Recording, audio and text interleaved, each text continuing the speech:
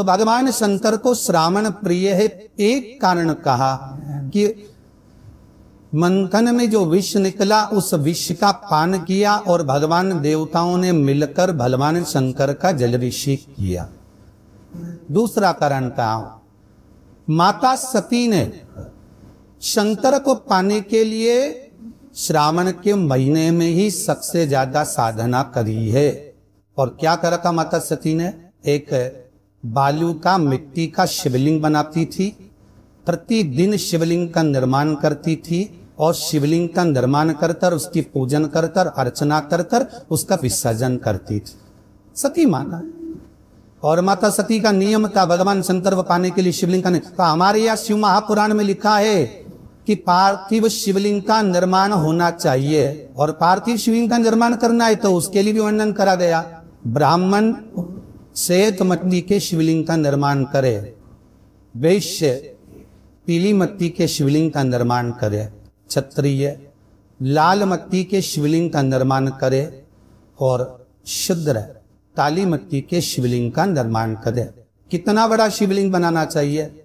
अगर हम पार्थिव शिवलिंग का निर्माण कर रहे हैं या हमारे घर में हम कोई मूर्ति रख रहे हैं या हमारे घर में हम कोई मूर्ति का विराजमान कर रहे हैं तो उस मूर्ति का भाव कितना बड़ा होना चाहिए। तो कहा जमीन पर अपने हस्त कमल को रखकर अंगूठे को ऊंचा कर कर देख लो, बस इतनी बड़ी मूर्ति घर के अंदर होना चाहिए। चाहे वो लड्डू गोपाल की हो, चाहे वो दुर्गा भवानी की हो, चाहे वो राम जी की हो, शंकर जी की हो, कृष्ण की हो, जिसकी रखना, बस इतनी बड़ी मूर्ति घर के अंदर होना चाहिए। क्यों?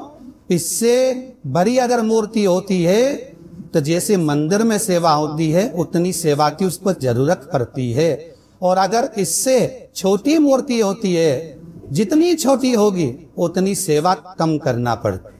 तो मूर्ति जितनी छोटी होगी उतना सुख प्रदान करे, उतना आनंद देगी। पर श्रावण के महीने में यदि आप रोज शिवलिंग नहीं बना सकते तो पूरे महीने में एक बार शंकर का शिवलिंग का पार्थिव शिवलिंग का निर्माण करना चाहिए। पार्थिव शिवलिंग का जब भी निर्माण करें किसी थाली में या पात्र में जिसमें भी आप निर्माण कर रहे हैं, उस पार्थिव शिवलिंग को बनाने से पहले उसके अंदर पात्र के अंदर एक बेलपत्र रखे। बेलपत्र क्या? हम आपको कथा में कल कहा था, बेलपत्र का वृक्ष माता पार्वती के नयन अश्रु से प्रकट हुआ है और रुद्राक्ष का वृक्ष शंकर भगवान के नयन अश्रु से प्रकट हुआ। तो बेलपत्र रखकर फिर उसके ऊपर शिवलिंग का निर्माण करें। सीधा थाली में शिवलिंग बना देते हैं। माता पार्वती के हस्त कमल पर शिवलिंग का निर्माण है महाराज। तो भगवान शंकर के शिवलिंग का निर्माण यही श्रावण के महीने में माता सती शंकर भगवान के शिवलिंग का निर्माण करती है, पूजन करती है, अर्चना करती है। फिर शाम के समय उस शिवलिंग को मस्तक पर स्पर्श कर जलाशय में, कुंड में, जल में, बावरी में, कुएं में, तालाब में उसका विसर्जन करता। दूसरा कारण का सती शंकर को इसी श्रावण में रिझाई थी, इसलिए शंकर को श्रावण अति प्रिय है। पहले आती है नवमी, फिर आवेगी एकादशी देवसोनी। तो भंडारिया नवमी का मतलब क्या होता है? भंडारिया नवमी का स्मरण क्या होता है? आदि आपको कहा था 9 जगह पर बेलपत्र जरती है। भंडारिया नवमी का मतलब ही ये कि भगवान विष्णु सोने जाने से पहले नवमी तिथि के दिन 9 बेलपत्र भगवान शंकर को समर्पित कर भगवान शिव के मंदिर में बेचकर भगवान शंकर की आराधना कर भगवान विष्णु लक्ष्मी जी के साथ अपनी सृष्टि का कार्यभार 4 महीने के लिए शंकर जी को सौंप देते हैं भंडारिया नवमी के दिन।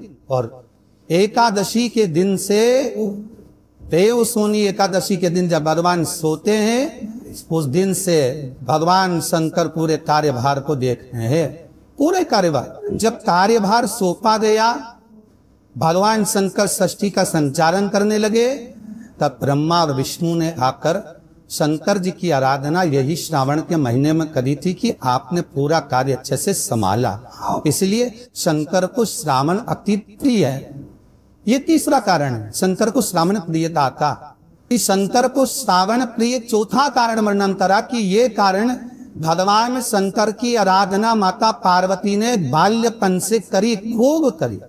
ये कहते हैं कि अगर 1,00,000 बेलपत्र समर्पित कर रहे हो और तुम्हारे पास में अगर वो बेलपत्र नहीं है तो तुम 1,00,000 मत चढ़ाओ। आप तो एक बेलपत्र है, परंतु वो बेलपत्र भी पूर्ण तरह से साफ, सुंदर, सुरक्षित, खंडित ना हो, वो मुझे समर्पित कराओ। एक चावल का दाना चढ़ाओ पर वो खंडित ना हो, एक फल चढ़ाओ वो खंडित ना हो, एक पुष्प चढ़ाओ वो खंडित ना हो। शिव कहते हैं मेरे हाथों से मेरा पुत्र खंडित हो गया था, उस दिन से मैंने वचन दिया है माता पार्वती को कि खंडित वस्तु स्वीकार नहीं करूंगा। शायद इसीलिए ये चरित्र बताए है कि जिस नारी का गर्भ 2-3 महीना खेलने के बाद में गर्भ गिर जाता हो, 4 महीना खेलने के बाद गर्भ गिर जाता हो, गर्भ बच्चा पूर्ण नहीं होता हो, या बच्चा कहीं शरीर के अंदर डॉक्टर कह रहे सोनोग्राफी ने कि ये विकलांग है, बच्चे के पाँव में या मुख में या शरीर में पानी भरा गया है, ये सुरक्षित नहीं होगा, ये बुद्धि से कमजोर होगा, ये बच्चा ये सब विकलांग होगा। तो उसी समय पर जैसे ही डॉक्टर ने कहा वैसे ही एक श्रीफल, और वो श्रीफल खंडित नहीं होना चाहिए, उस श्रीफल पर जो नारी है गर्भ से है, उस नारी का सिर से लेकर एड़ी तक लक्षा मतलब मोली मतलब नारा जो हाथ में बांधते हो कलेवा, उसको नाप कर श्रीफल पर भगवान शंकर का नाम लेकर उस स्त्री का नाम और गोत्र बोलकर बांधकर भगवान शंकर के चरणों में ले जाकर रख दीजिए। जब बच्चे की चबा है शिव की बजाल कीजिए, फिर शंकर की है, क्योंकि शिव ने माता पार्वती को वचन दिया था कि मैं खंडित नहीं दे सकता। सारे देवताओं के मंदिर में नारियल फूटता है, हनुमान जी के मंदिर में नारियल फूटता है, राम जी के मंदिर में नारियल फूटता है, देवी जी के मंदिर में नारियल फोड़ा जाता है, और शंकर जी के मंदिर में नारियल नहीं फोड़ा जाता। आखा की आखा दिया जाता है कि पूर्ण दीजिए, बेलपत्र पूर्ण दीजिए, फल पूर्ण दीजिए, एक चावल का दाना भी दे रहे हो तो पूर्ण दीजिए। उसमें एक और अच्छी बात बहुत ज्ञान दादा कर सुनिए रजन, जितने आस्था चैनल पर सुन रहे हो, यूट्यूब पर सुन रहे हो, फेसबुक पर सुन रहे हो, या इस पंडाल में सेवा रख रहे हो, बहुत सावधानी से ध्यान दीजिएगा।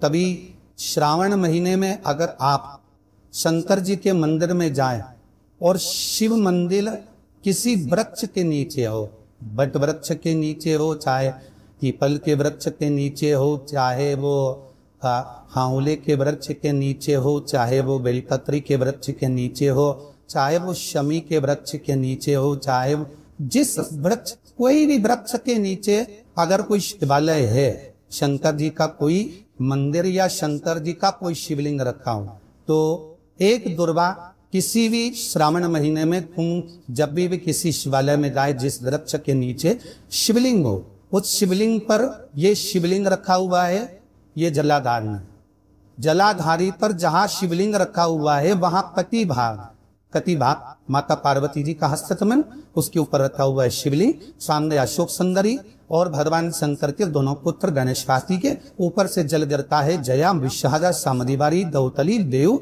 ये भगवान शंकर की 5 बेटियां। तो जो कति भाग, इस कति भाग पर अगर मात्र एक दुर्वा समर्पित कर जिसकी किडनी या लीवर डैमेज हो रहा हो, काम नहीं कर रहा हो, या किडनी लीवर में कोई तकलीफ हो रही हो, या डायलिसिस चल रहा हो, तो मात्र एक दुर्वा उस कति भाग पर श्रावण महीने में समर्पित कर उस दुर्वा के 7 टुकड़े कर 7 दिन प्रतिदिन सुबह के समय पर उसको चबाकर खा लेने पर या निगल जाने पर धीरे धीरे डायलिसिस बंद होने लगता है और किडनी लीवर अपना काम करना प्रारंभ कर है।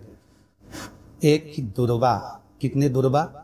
एक दुर्वा, मात्र एक दुर्वा शंकर भगवान पर चढ़े हुए जल जब नीचे की ओर आता है, जिस जगह पर जल गिरता है उस जगह पर मात्र एक दुर्वा अपनी कामना करता है।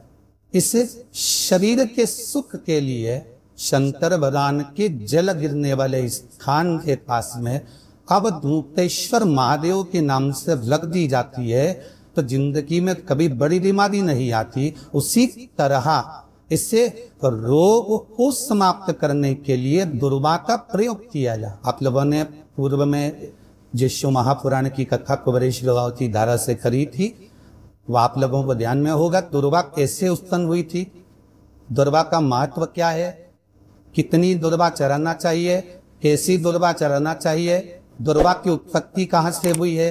दुर्वा तोड़ने के बाद पानी में डालने के बाद फिर हरी हो जाती